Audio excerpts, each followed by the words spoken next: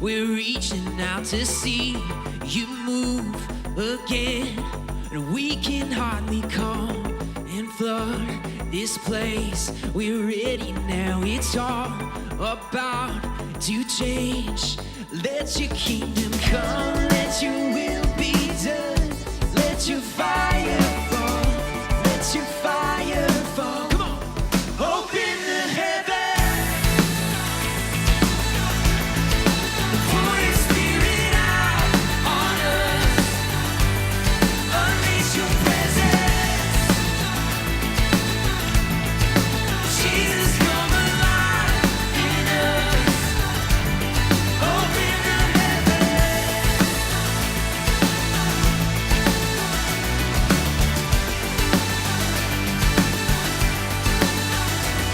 This time, this place, it's yours. Unlock the gates and open up the doors. Let your kingdom come, let your will be done. Let your fire fall, let your fire fall. Open the heavens, pour your spirit out on us. Unleash your presence, Jesus, come alive in us. Open the heavens.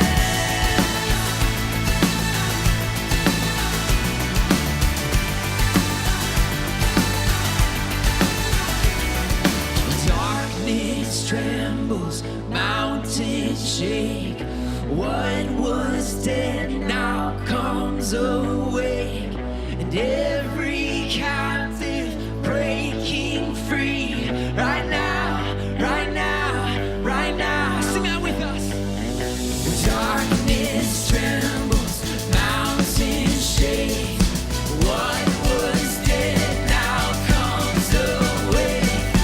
Every captive breaking free. Right now, right now, right now. Open the heavens. Pour your spirit out on us. Unleash your presence. Yes, Jesus, come alive in us. Oh, open the heavens.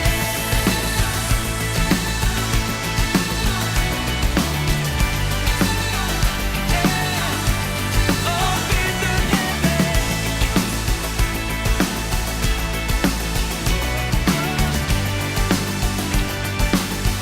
Yes, open the heavens.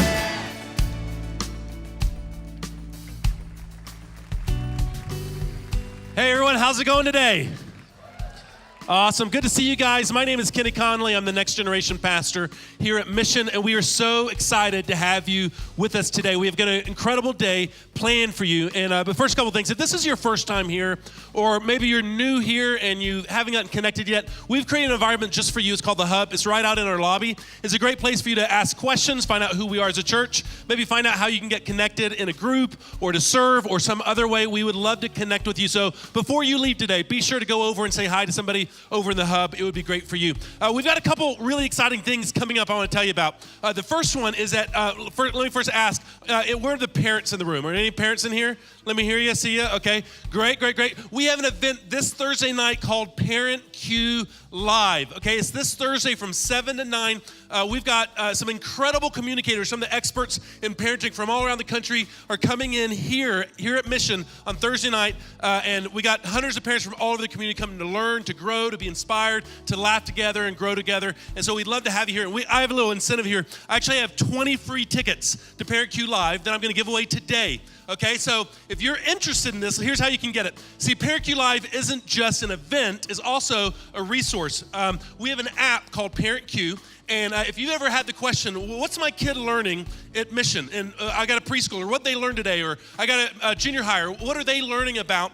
The app tells you. You can get it by texting Parent Q to 80123. So if you want to pull out your phone, text Parent Q to 80123. You can download the app, choose Mission as your church, and you can get all that information. Now we're going to give away 20 tickets to a random assortment of people who text in today. So even if you already got a ticket, but you want a free one, we'll reimburse you with that. Just go and text in Parent Q to 80123. So we're excited about that. We hope to see you this week on Thursday. Now, we're also in the middle of a relationship series, and hopefully the conversation from last week, maybe it created some good conversations to have with your spouse this last week. We would love for you during the series to go on a date with your spouse. Who's in for dates? So you guys in for dates? Okay. So we have something on September 29th called Date Night, and it's a themed and guided date experience for you and your spouse. And it's super easy. We've got childcare, super affordable childcare. It's so affordable, it's almost criminal. Okay, so we want you to go have good conversations and a good experience with your spouse. And so you can sign up for that. You can register for that at missionaz.org. We'd love for you to participate in that as well. Well, in just a minute, we've got the team going to come back out and lead us more worship. And today, Ted Cunningham is going to continue the message, the series with us today. So go ahead, turn to a neighbor. Maybe you'll fist bump, high five, tell them that you're glad to see them here today.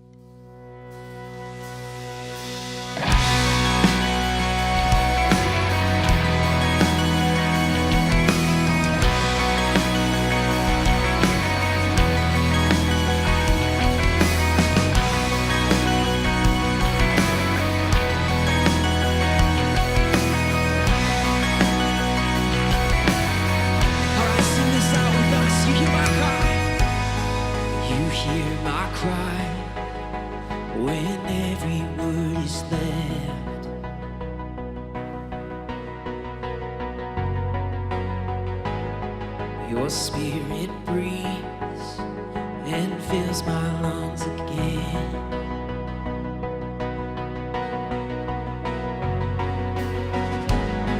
When pain and loss have torn this wounded heart,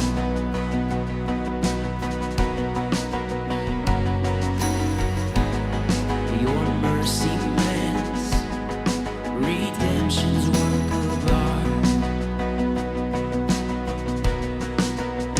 Where could I go that you would leave me? Oh God, I know you're near.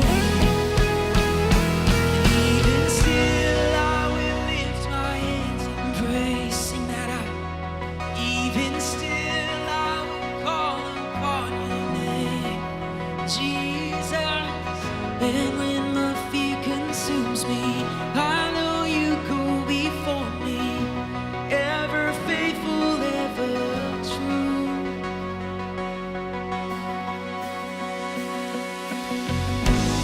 So take this heart, come build your kingdom here.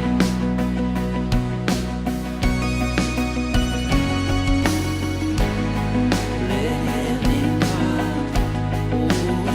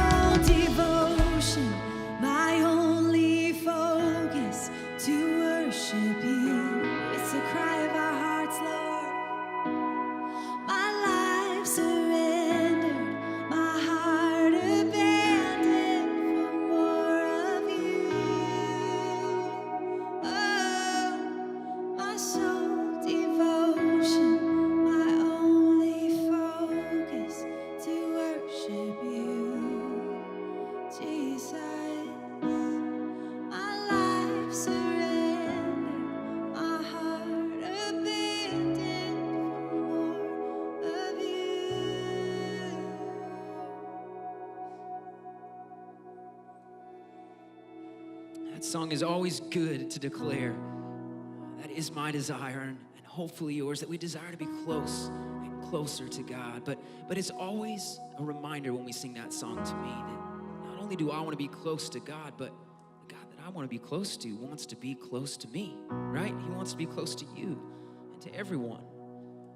And he displayed that when he gave his life on the cross for each and every one of us. And as we continue this morning, I'm going to invite forward our volunteers, and we're going to take communion together. And Jesus first did this with his 12 disciples, and he sat them down, and they were eating, and he went through it, and I don't think they fully grasped at that time what was coming, but he was about to give the best demonstration of love, of sacrifice and grace for each and every one of us.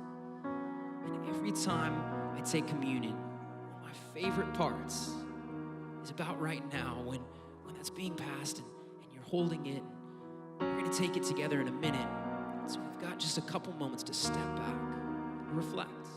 The thing I always come back to is that I'm by nature a fixer. I love helping people solve problems. But the negative side of that is oftentimes in my own life, I want to control the situation when things aren't going right or the way that I planned them.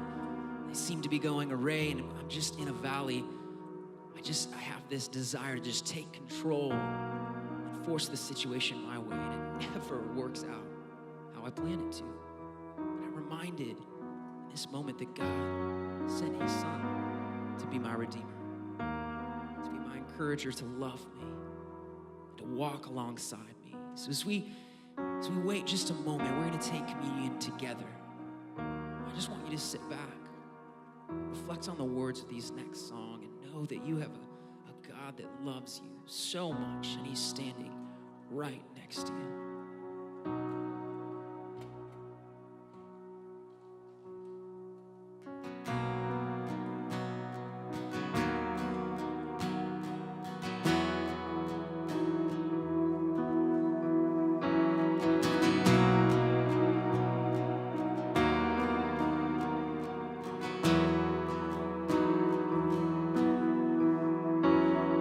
Came to the world you created, trading your crown for a cross.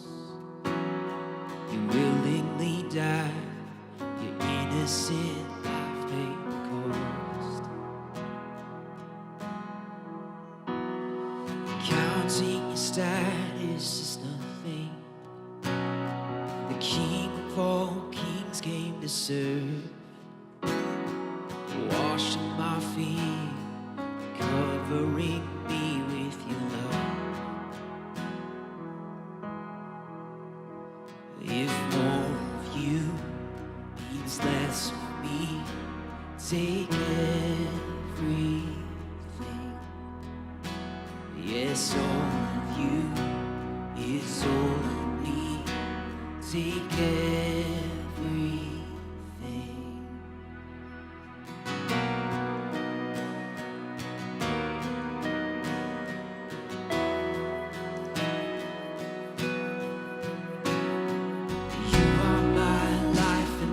Treasure, the one that I can't live without. So here at your feet, my desires and dreams I lay down. Yes, here at your feet, my desires and dreams I lay down. Oh, if more of you means less of me, take everything. It's all of you, it's all of me. Take everything. Yes, if more of you means less of me, take everything. It's all of you. It's all of me. Take everything.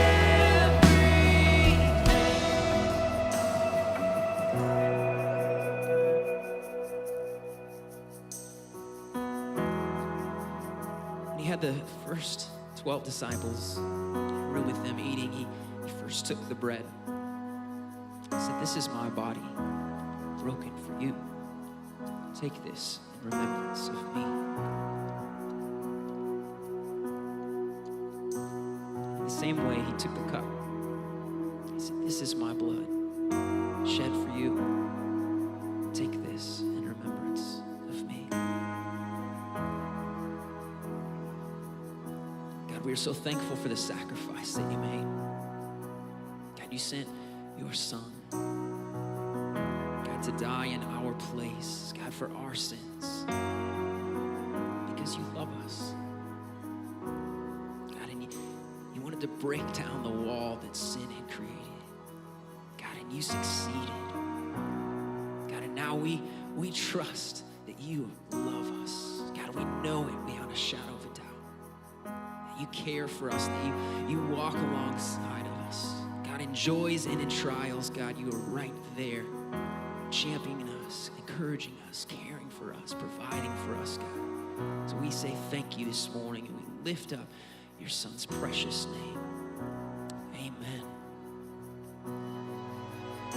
Oh Lord, change me like only you can. Here with my heart in your hands, Father, I pray, make me more like Jesus. This world is dying to know who you are.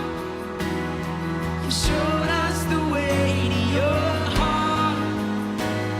So Father, I pray, make me more like Jesus. Oh Lord, change me like only you can. Here with my heart in your hands, Father, I pray, make me more like Jesus. This world is dying to know who you are. You showed us the way to your heart. So Father, I pray, make me more like Jesus, more like Jesus. I pray, make me more like Jesus,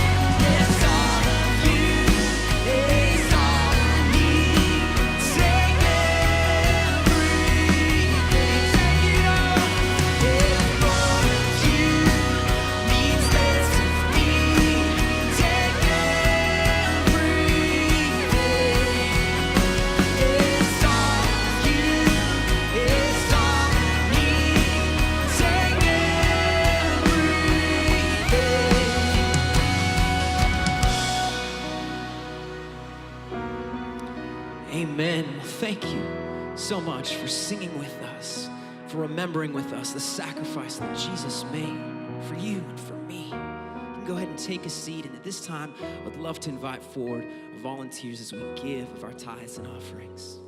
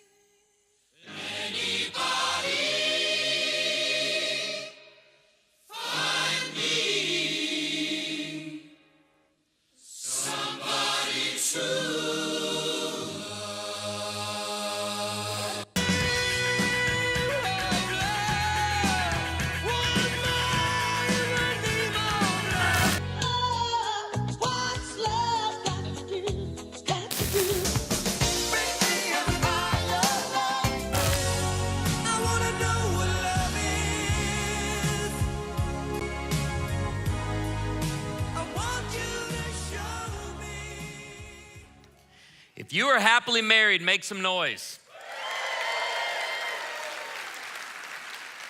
If you are single, I like the high five back there I just saw. I saw that. That couple got engaged on this stage up here years ago. If you're single and you would like to be happily married one day, would you make some noise? All right. Why don't you stand up and let's get this taken care of right now. You gather around. We got a little song here at Mission. It goes like this. You don't have to be lonely at Mission Community Church. All right, so anyway, we wrote that special for you. So marital satisfaction. What does it take? We've been in this series. This is part 2, looking at what love is. Last week, we got into the core of it right away, and this series is not winding down. It's ramping up, and today we're going to look at a very important skill as we continue in the series and as some deep conversations take place between you and your spouse or your soon-to-be spouse or someone you're dating. But real love listens. And here's what I love about Ecclesiastes 9:9 that says, enjoy life with your wife, whom you love, all your meaningless days, for this is your lot in life and in your toilsome labor under the sun. Life is hard. If you believe that, make some noise. But what if we're making marriage harder than it needs to be? What if marital satisfaction is possible? And I believe high levels of marital satisfaction is available to every single couple who walked in here today. Why? Because marital satisfaction depends on factors and skills couples can do something about in any season or stage of life. We live in this day where we're looking forward to the next season. Does anybody in here have small children? Like kids you checked in, they're very small. And you're thinking, we will have high levels of marital satisfaction when we start sleeping. That's your thought. If we just get these kids out of diapers, if we just get these kids off to school. I remember one of my favorite seasons is when we could go to a theme park without a stroller. That's a good season. But there's a better season than that. You know what the season is in that? It's when you go into the theme park with your kids and you're like, all right, meet back here at 4 o'clock. We're gonna, like we just get these kids out of school. Ted, right now we're in a very challenging season of life and we're looking forward to having marital satisfaction, but we just right now with the kids and their school and their sports, just too much. But we'll get to it in the next season. You can enjoy high levels of marital satisfaction in any season or stage of life, because it depends on factors and skills. And today we want to look at that one skill of listening. So probably it's been a year now, I sat down at lunch with my wife and my son, and I was studying listening. And I asked him on a scale of 1 to 10, I started with my wife, 1 to 10, how am I doing as a listener? And Amy, just like that, she said, a 5. I went, ugh. A 5? That's not good. Like and she could see it all over me. And I said to her, why don't we take the lunch hour and think about it? I don't need an answer right away. Let's just think about it. Let's talk it through. And then, but she could tell it was tearing me up. I asked my son, Carson, what would you give me scale of 1 to 10? 1 being terrible listener, 10 being you're an expert listener. He goes, about a 5, Dad. Oh, I was just done. I lost my appetite. I didn't want to eat. And then Amy, because this is my wife, this is who she is, she's gonna bail me out a little bit. She can tell this is rocking me harder than she thought when she threw out the 5. And she said this, she said, Ted, when we have your undivided attention, I'd give you an 8. And I'm like, okay, that gave me something to work with. Like I can jump up here quick if I just get better at giving my attention. Now let's see how self-aware this group is in the second service at Mission this morning. If you would give yourself a 5, would you raise your hand and just be very honest about that? You give yourself a 5, thank you. And this is individual, you don't look at each other for this right now, just individual. Let him think what he is, it's okay. How many of you would say I'm less than a 5? Okay, in the first service, one guy went, woo! And I'm like, yeah, we're not really bragging about this right now. This isn't something we're like, woo! Anybody here, now I am gonna let you answer for your spouse because we don't want pride in the place. If you would give your spouse like an 8 or a 9, would you raise your hand? Okay, all right, that's a good moment right there for you. She's a great listener. What'd you give yourself? 5. A 5, okay, welcome, band of brothers here. It tore me apart. But then I started to really dig into this. Okay, how can I become a better listener? And I became a student of listening if I'm a 5. If you haven't taken the Love Styles test that Joel encouraged you to take last week, you gotta go on to Mission's website and take that. I took it, and you'll learn about this in the weeks to come, I'm an avoider, okay? So I thought, boy, it was really smart of Joel to invite an avoider to speak about listening. I thought that was, he put some thought into that when he did. So it's so important because I was like, okay, now I'm a avoider. I'm learning about what's going on in my heart and trying to figure this out. And here's what I know. This isn't the only reason why I'm a bad listener and why we struggle with listening today, but it's a pretty big reason why our listening skills are getting worse as a nation, okay? We get our news today from algorithms on social media and cable news networks that reinforce our biases, which means we're only listening to news we agree with. And my question is, how's that working in your marriage and in your family? If I only am gonna listen to people I agree with. Do you remember when we used to watch the news to figure out what was going on? Now we turn it on to find out what should I be mad about today? Like, just getting all worked up. This is a problem, but it's changing the way we listen. And so last year, when the Take the Knee came out, and I don't like to get controversial, but here we go. I just used it as an illustration. We're just having fun. Like I love fellowship during a message. And so connecting and asking questions and talking to folks. And when I brought up Take the Knee, it was like, man, people started shutting down, started doing this. I'm like, whoa. Because here's all I said. This is all I asked about. This was the only thing I had about the illustration, Take the Knee. I said, is it okay? I asked our congregation in Branson, Missouri, is it okay that we listen to what the NFL players who are taking a knee are saying? And I mean silence, it's tension. If you go through the Midwest, I don't know how it is on the West Coast, Midwest, there's billboards, boycott the NFL. And I said, let's listen to what they're trying to say. And it didn't really go well, that illustration. And I'm the type of speaker that I double down, okay? I don't let it go. So the next week I was at a marriage event and speaking on listening, and I said, I'm gonna bring this up again. And the church I was at, it doesn't matter, it was First Baptist Dallas. And I asked, same exact question, is it okay that we listen to what the NFL player who's taking a knee is saying? Guy from the back yells, no! And I said, sir, thank you. And I was being honest with him because here's what we're taught in preparing a message. You want tension. You want tension in the talk because then you try to relieve it as the talk goes on.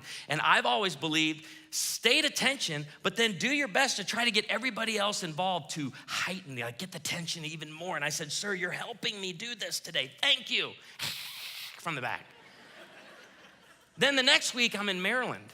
Most diverse group I've ever spoken to. It was half of the crowd, I was doing a marriage retreat. Half the crowd was African-American charismatic. The other half was Pennsylvania Dutch, Mennonite, Amish. And I'm like, this is gonna be interesting.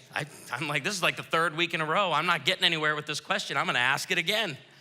Is it okay that we listen to what the guy's saying who's taking the knee?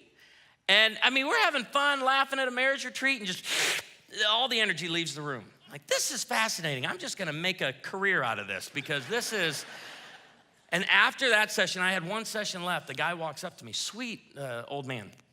He walks up and he says, Ted, what a fun weekend. I have had so much fun, haven't laughed this hard in a long time, but I gotta tell you something. I'm like, oh, here it comes. He goes, I couldn't disagree with you more on your stance with Take the Knee.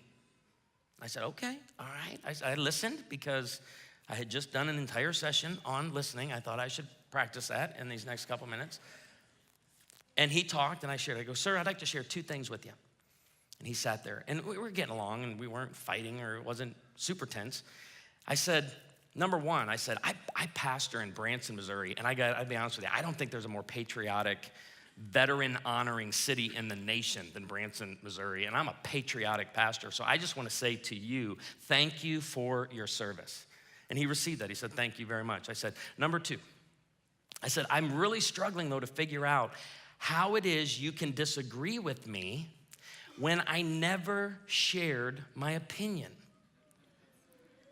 And he stood there and looked at me, and you could tell he was struggling, and it was just this awkward silence, which again, attention? And I said, sir, this is fantastic. I said, can I use this to open up the last session? And I took his silence as consent. And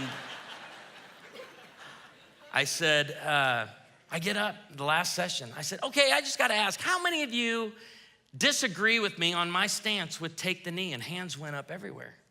And I said, and I just pointed to somebody. I said, hey, would you mind coming up here and sharing my opinion? And I just asked the group, what did I say was my opinion on take the knee? And it just, I love this. And I kind of like what I'm feeling right now. Some of you guys in here you started to go like that. That's okay. Welcome to Mission. I'm a guest. I won't be here next week. I can talk about this stuff. But can I tell you, the Bible speaks directly to what just happened between me and that gentleman. And it happens in my marriage all the time. And it's simply this: to answer before listening, that is folly and shame. How many of you don't even need your spouse in the room to have a good conversation with them? You're able to bring up a topic, discuss it from your point of view and her point of view, and then wrestle with it, and then go out wherever your wife is in the house and explain to her what just happened and where she landed on the whole thing. I don't want to be a foolish listener, and I know part of me being a 5 listener is that's foolishness. I just need to be wiser in listening. And here's another way I become wise and I don't lean on the foolish scale, is simply a fool takes no pleasure in understanding. And we want to go beyond listening today to talking about how to be an understanding spouse, how to get into the heart of your spouse. Why is this message here in the series and kind of breaking up the series of where Joel's going to be taking this in the weeks to come? It's because you're going to hear some things. If you both go on and you take the love styles test, you're gonna hear some things, you're gonna find out some things about your spouse, and you wanna be a husband, you wanna be a wife of understanding. It's one thing just to listen, but you go to the next level, and the next level from listening is understanding. But a fool doesn't wanna understand. A fool is excited about expressing his own opinion. And that's where we're at. I believe today as a culture, I submit that to you. We love sharing our opinion. That's what social media is. I imagine, let's say the 5 of you are having a conversation today down front, and I walk by and I hear what you're talking about, and I just stop and go, ah, and I just keep walking. You'd be like, that was rude. Like he wasn't even fully engaged. But that's what we're able to do with social media. I'm able to just throw my opinion and not stick around for the conversation. And so I think this is conditioning us. But healthy people, right? I want to be a healthy spouse. Healthy people aren't threatened by the opinions and feelings of others.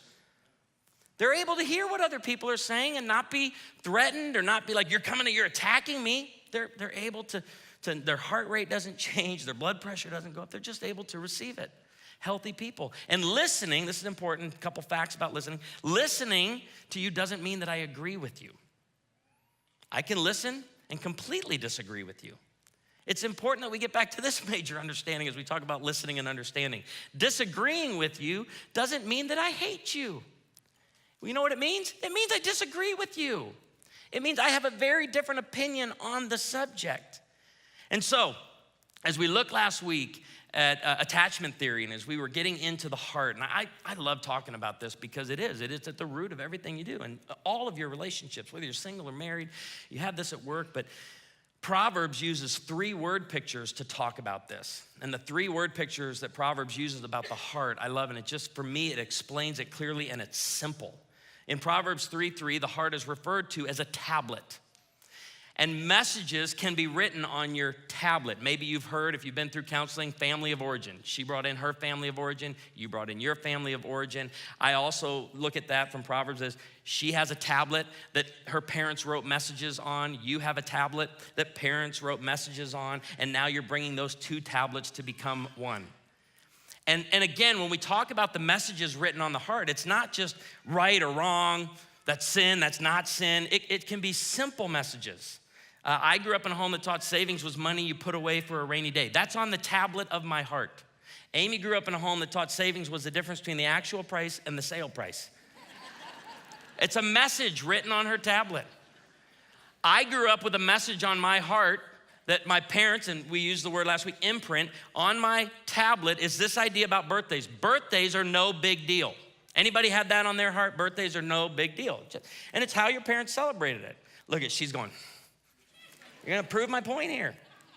Because Amy's tablet says birth weeks are big, honking, huge, ginormous deals. You know why?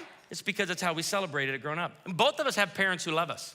We both have parents who love us deeply, but my parents to celebrate birthdays yelled up the stairs to me on their way out the door to work in Lisle, Illinois, "Happy birthday, son." "Thanks, Dad." That was my birthday party right there. That exchange from the bottom of the stairs up to my bedroom, and he left a $10 bill on the table. I don't walk around with my parents didn't love me. I don't have that issue, but we just don't think birthdays are that big of a deal.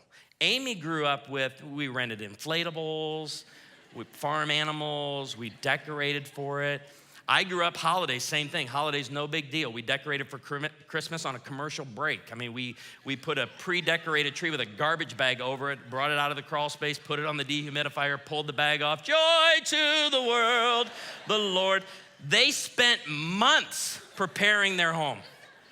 Trees in every room and garland and everything. And so I didn't know this whole tablet thing, this whole, when we first got, married and started having kids and they would bring an ornament that they made last year, I'm like, why am I so mad at Christmas? Like by the time I pull the 47th box down out of the attic that says Christmas decor, I'm in no mood to celebrate the birth of my Lord and Savior. I'm ticked. Carson goes, "Dad, I made this ornament last year. Put it on the tree. Let's get this celebration going." You know what that is? That's the tablet. I don't know how much of this you'll be able to unpack in the next few weeks, husband and wife, but you've got hundreds and hundreds and hundreds of these messages. We want to give you the tools on what to do to draw those messages out, to learn and to understand where they come from. This is why when you go to your in-laws' house, have you ever been to your in-laws' house and there's a moment where you're like, huh? That's why he says that. I just saw it. Just 10 years of dealing with this just explained in that one sentence right there. It's because that person was writing on the tablet. The second word picture we get in Proverbs is the wellspring. It's the very next chapter. Above all else, guard your heart. It is the wellspring of life. In other words, off of this tablet, now talking about it as a wellspring, flows everything you say and everything you do. You don't want to be the spouse that stays on the level of the words and the behaviors. You want to be a spouse of understanding that gets below the surface, and that's that third word picture that we get in Proverbs, and it's the idea of deep waters. Your spouse's heart, it's deep waters, very deep waters. The scripture says the purposes of a person's heart are deep waters, but one who has insight or understanding is able to draw them out.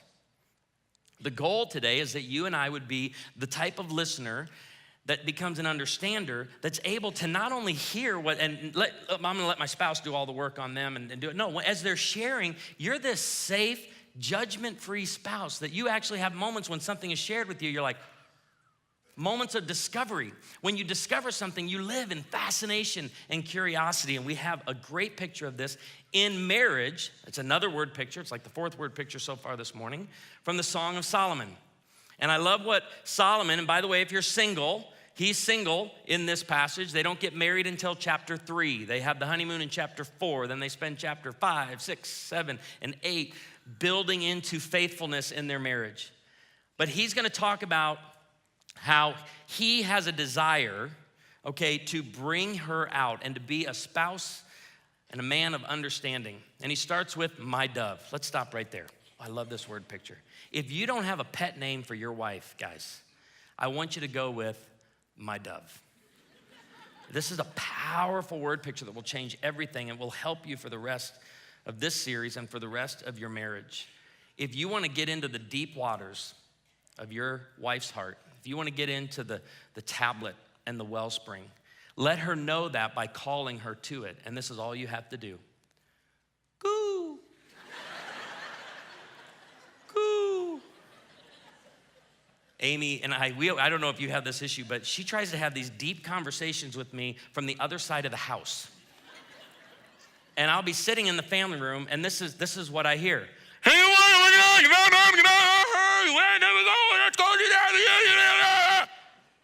And what is my brilliance? How do I respond? What?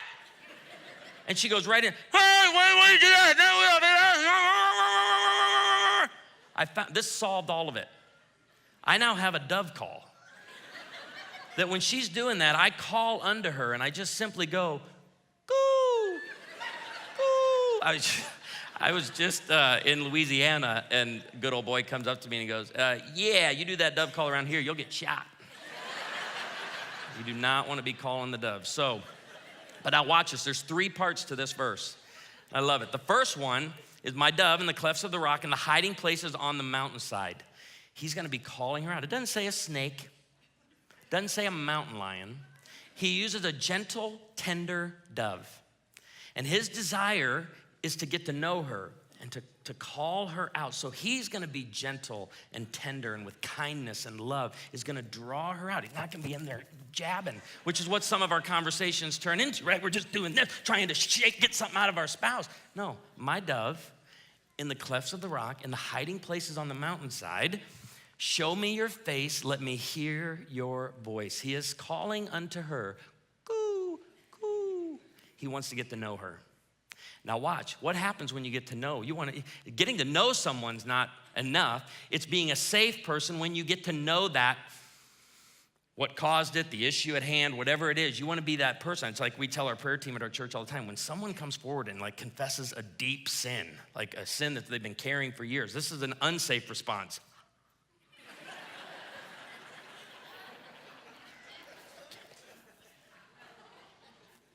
No, a safe response is the hug, the lean in. You've come to the right place. Does your spouse feel that when you're talking and having conversation? I've come to the right place. I have someone who is listening to me. They want to get to know me. And then this is the safety. It's the last part of Song of Solomon 2:14. Your voice is sweet and your face is lovely. My dove, I want to get to know you. And when I learn about you and I learn about what makes you tick and why you say the things you say and why you do the things you do, it makes me want to learn even more. I'm leaning in. But now, being an avoider and being a 5 listener, I know I've got some things to work on. I brought with me 15 bad listening skills, bad listeners. And I want you, if you have good self-awareness, gotta be honest with you, at 9 o'clock, not so much. They were a little bit judging me for being the 5. But I think you're there, we're together on this, okay? Be honest, and maybe 2 or 3 of these hit you, maybe 5 of them hit you. Some people will be like, after 7, they're like, stop while I'm ahead. I don't wanna go any further with these. The first one though, bad listener, would be the nodder. This is the man or woman who took a management course. And in that management course, they were taught you need to give emotional cues and be emotionally responsive when someone is speaking to you. But they never quite figured out the balance of that and how to bring balance to it. So whenever you're trying to talk to them, they're just going, yeah, oh, yeah, oh, yeah. And you're like, whoa, okay, I'm done. This is too much. How about the eye roller? John Gottman says, nothing says contempt more than an eye roll. Remember, listening isn't that I have to agree with you to listen to you. Disagreeing with you doesn't mean that I hate you. Listening screams, you matter to me. The eye roll goes past the opinion, past the discussion at hand, and goes straight to the core of the person.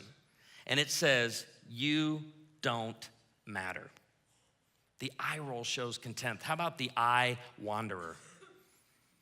Looking for the next conversation, looking for a better conversation. Trying to get out of this one as quickly as possible. And they're distracted, but they're just looking for the next. How about the bored? The lights are on, but nobody's home. Have you ever had this conversation with him? And you're just like, hey, whoa, you checked out a little bit ago. The bored, the distracted. Two ways we're distracted. We're distracted by our environments. I don't do real well in like loud restaurants. If I'm gonna talk about something deep with Amy, unless I need it for safety, I don't like to do it in loud restaurants. Not really my favorite place to do it because it is just so overwhelming and distracting to me. But another way that I'm distracted is what's going on up here. Just thinking about something that I have to do at work, something I have to do around the house. How about the watch glancer?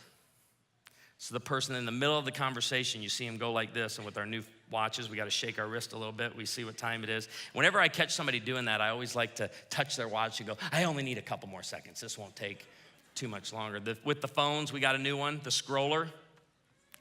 Be having a conversation. Man, I see couples do this. They're in conversation at meals, and one of them will pull out the phone. And I get it if you're like looking up a flight, or you're dreaming about a vacation, or you're wanting to show a funny video or something. But man, when you see couples at restaurants and all they do is scroll, scroll, scroll. How are you doing in that as listening? How about the next one, which is the one upper? Every comedian has a bit on this. It's the person that if you've done it, they've done it better. If you've been there, they've been to a better place. If you flew somewhere, they took their private yacht to get to where you're going. And it's like, I'm not competing as I share with you what's going on. I'm just trying to connect with you. And then one we don't often talk about is the one downer. You come home from a bad day at work and be like, oh, it's kind of a rough day. You've had a bad day. You have no idea what a bad day's like. Or as you get older, and I'm looking at some senior couples, as you start talking about your physical ailments, I'm not feeling that. You're not feeling good. I was just on a flight. It was great with the senior couple. My whole family were going to Miami last weekend, and sitting in front of us were two seniors. And it was a 5:30 flight, so I have to give them a little bit of grace. She plopped down on this seat, and she goes, oh, I'm having a hard time breathing this morning. And now, how would a loving husband respond to that? Can I turn on the vent for you? Can I get you anything? Can I make you more comfortable? She leans back and goes, I'm having a hard time breathing this morning, to which he leans over and says, well, that explains your attitude. That's not what we're looking for. How about the over-validator?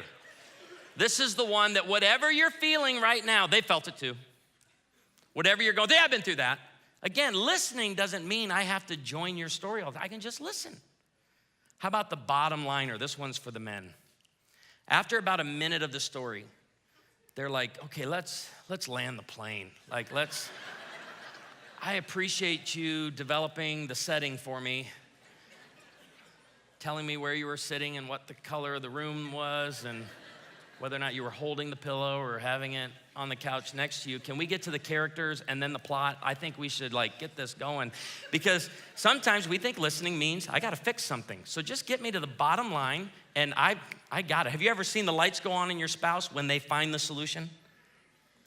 And this is when I know I probably go from a 5 to a 3, is when Amy sees that light bulb go on and she goes, no, remember, I'm sharing this with you. I don't need you to fix it.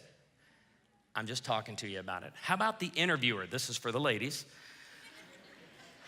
Like, they come to the conversation with an agenda, like Barbara Walters with questions and follow-up questions. And it can be overwhelming, and this is why you get one-word answers, and you're like, no, I wanna know everything that went on today. And you're like, can't we just let this thing flow? No. Okay. The hijacker says, I'm gonna take your conversation that I got bored with a few minutes ago, and I'm gonna take it over. It's now becoming mine. You maybe have a debater. When I'm with couples in counseling, they can't even get along on the facts level or on details level, and I'll be like, well, tell me when your last conflict was. Well, last Tuesday. It wasn't Tuesday, it was Wednesday. Like, wow, have you ever been with a couple? They're fighting so much over the details of the story, you finally say, hey, you know what? I don't really want to hear the rest of the story. This is actually getting way too much. The last one would be the sentence completer. I met a stranger earlier this summer who, I didn't even get the full sentence out. I said, last week I went to the store, you went to church, you went to a mall, you went to a movie. And I'm like, wow, let me get the first couple sentences out. But some of you, especially in marriage, you know how the sentence ends. Restrain yourself and let them share it. What's the secret to my dove in the clefts of the rock and the hiding places on the mountainside? How can we listen well? I received this about 18 years ago from Dr. Gary Smalley, my mentor in marriage and family ministry. And from the moment I learned it, I have never forgotten it, and I feel like I use it every single day. You're like, you're a 5, we don't believe you. But I know it works, and it's easy to remember because it's love talk. Spelled L-U-V, not L-O-V-E, love talk. And it's simply this. Here's the progression of a good listener. You listen. We don't want to just listen. We want to understand, where is this coming from? We want to get below the surface, into the deep waters, the wellspring and the tablet of the heart. And then we want to validate. How do you listen? In the scripture, we have a term, and it's simply incline your ear. The psalmist uses it when he wants God to know in a lament psalm, I'm hurting, the enemy is winning. God, you don't seem to care, you don't seem to be listening. And the picture we have is the psalmist saying, incline your ear to me, lean forward, lean into me as I'm speaking. God says this to his children when they're rebelling against him. Recline your ear to me, because this is a reclining ear. This is an inclining ear. How do you listen to your spouse? Remove distractions, remove technology, lean in, focus, eye contact, body to body, and you are saying, I want to hear what you're saying. But not just I want to hear what you're saying, I want to get to know you. You know that's the secret of listening and understanding. It's not just, I don't want to just hear your opinion on the subject. I want to know what makes you tick. I want to live in curiosity and fascination. And this is the posture of a person who's listening. Then you move to understanding. 2 ways you know you're understanding what your spouse is saying. You repeat back to your spouse, word for word, what they're saying. Have you ever done that? And your spouse says, that's not at all what I said. And you're like, that was verbatim what you just said. Well, the problem is you've now put your body language and your tone into it, and it means something completely different. I'll say the exact same words 2 different ways, and you'll see it has completely different meaning. Let's eat, Grandpa. Let's eat, Grandpa. This is a meal with grandfather. This is a meal of grandfather. And don't quit. When you're understanding, keep repeating until you take on the emotions as well. And you can say, so what I hear you saying is, and then repeat back. And he or she may say, that ain't what I'm saying. Okay, so say it again, and they'll say it again. And then you repeat. If you don't get far fast with that, go to questions. Ask questions for greater understanding. And then the last one is validate. And validate is no different than when you pull the car into a garage and you walk into a mall or you walk into a restaurant, you take your ticket up to the front and they just simply put a stamp on it. And that stamp says, you were here. That's what you want from your spouse. At the end of a conversation, at the end of something that was maybe controversial or a regular conflict in your marriage, you're getting at the end of it now, you were here. You were fully present for that conversation. I know if I'm doing Love Talk well, and if we all do Love Talk well, what I say is not nearly as important as what Amy hears. What she hears is more important. I'll show you this with apologies. Okay, I'm gonna put an apology up here, and it's what I'm saying after a conflict. It's my way of apologizing to her, but then I want you to tell me what she hears or what you hear. I think this is the world's worst apology, by the way. I'm sorry you feel that way. What am I really saying? You're wrong. Yeah, what Amy hears is, you shouldn't feel that way. I wish that wasn't coming out of you. And I've learned, man, every attempt I make to change my wife is a complete and total waste of time. Look at that, everybody going, Lord, call on him today. Let him hear this. How about this apology? If I offended you, I'm sorry.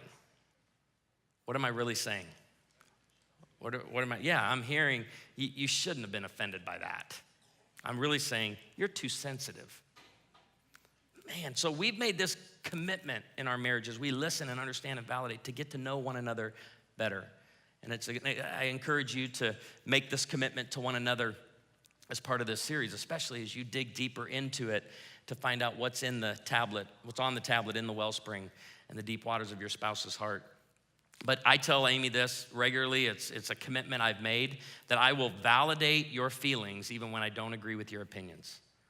I want to keep the conversation going. And this is a big one. This is where we have to kind of overcome this in our marriages. I will listen, okay, to the best of my ability. I will listen to your opinions without seeing it as an attack on mine. Again, a healthy person can listen to what someone else is saying without seeing it as an attack. And I don't want to end our time without sharing with you this morning some country music. And how many here like country music? See? Oh, yeah. Phoenix, you're with us. You're with us on this. If you know this song by Keith Whitley, I'll get you started, and I want you to sing it with me. The smile on your face lets me know that there's a truth in your eyes saying, take me there. Let's go. A touch of your hand says you'll catch me if ever I fall. Now, I want just the men to sing the last part. Now you say it best. Turn to her and sing it. When you say nothing at all. Now, wait a second. It's not. I love the truth, and the Bible speaks directly to this entire chorus. Look at the first one. The smile on your face. A happy heart makes the face cheerful, but heartache crushes the spirit. I end by speaking to the husbands. I want you to walk in at the end of the day, and whoever gets home first, it doesn't matter, but when you reconnect at the end of the day, I want you to walk in, say nothing, and just greet her with a smile. Now watch the next one. Truth in your eyes, bright eyes gladden the heart. I want you to step into this one. When you see her, just walk in and go,